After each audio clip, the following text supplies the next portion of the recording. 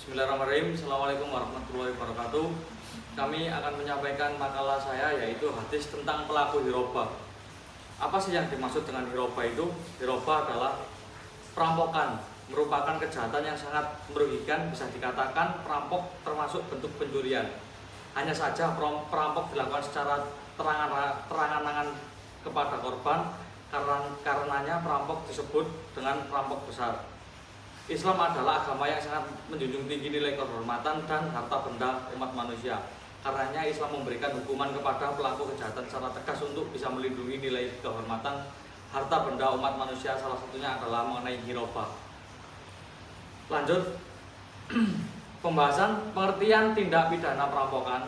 Perampokan merupakan salah satu bentuk kejahatan. Perampok dapat dikatakan pencuri besar karena hampir sama dengan mencuri.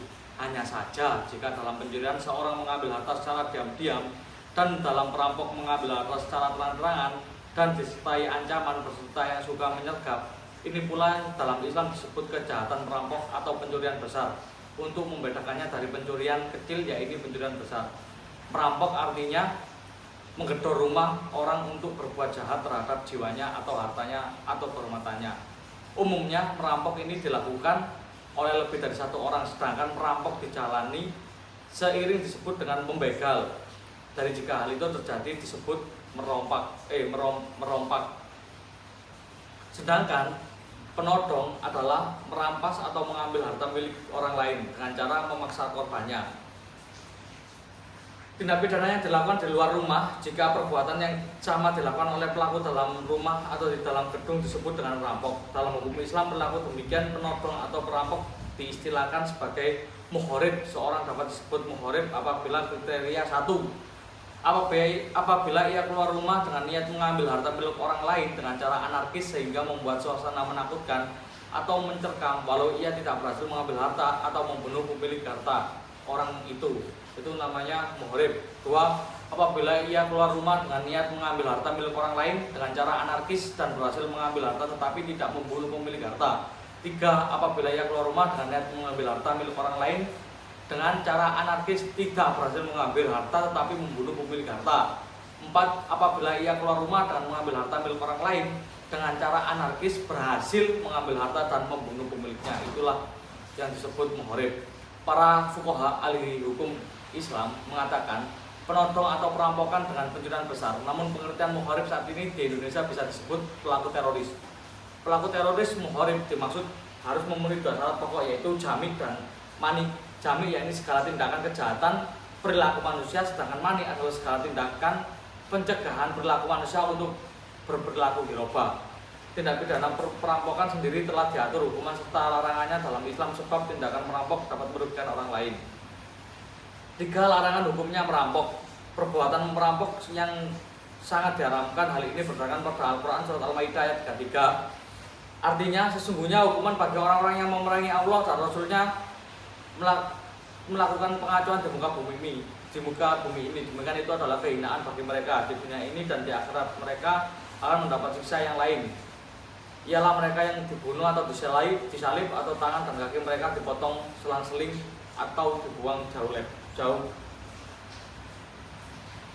Imam Bukhari meriwayatkan asbabul nuzul dari ayat ini. Beberapa orang saat suku usul datang menghadap Rasulullah SAW. Mereka berjumpa pura-pura bahwa mereka ingin memeluk agama Islam. Mereka mengeluh kepada Rasulullah bahwa cuaca di Madinah tidak lagi bagi mereka, sehingga mereka mengalami gangguan kesehatan. Karena itu Nabi memerintahkan agar mereka membawa keluar Madinah untuk ditinggali tempat yang lebih bagi mereka dan minum susu dari sapi milik negara. Ketiga, unsur-unsur tindak perampokan. 1. Keluar untuk mengambil harta. 2. Dilakukan dengan terang-terangan dan disertai kekerasan. 3. Adanya relasi, apakah itu dalam bentuk intimidasi, menakut-nakuti, atau mengambil harta saja, atau membunuh saja, atau mengambil harta, intimidasi, dan membunuh. 4. Adanya kesengajaan dari pelaku, yaitu pertama syaratnya A. Harus balik dan berakal, dilakukan atas kemauan sendiri. Pelaku mengetahui bahwasanya perbuatan itu dilarang. Harus laki-laki semuanya menurut Abu Hanifah, sedang menurut yang lainnya tidak. 2. Syarat pada objek 100% milik orang lain. 2. Yang ambil harta mutokawin bernilai dalam pandangan syar'i. 3. Harta yang bersifat bergerak.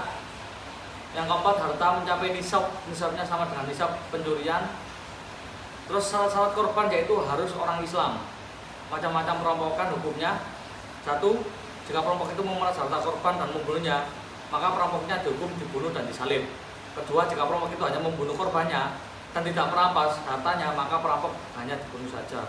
Jika perampok itu hanya merampas harta korbannya dan tidak membunuh, maka perampoknya dipotong tangannya dan kakinya berselang-seling. Kalau tangan kanan yang dipotong, maka kaki kirinya juga dipotong.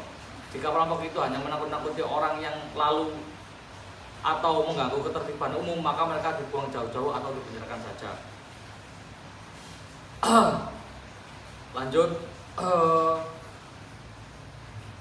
para ulama telah memberikan pendapat mengenai tindakan perampokan dapat dikategorikan menjadi 1. Perampok yang hanya dapat membunuh tetapi tidak dapat membawa rampasannya tetap dianggap perampok.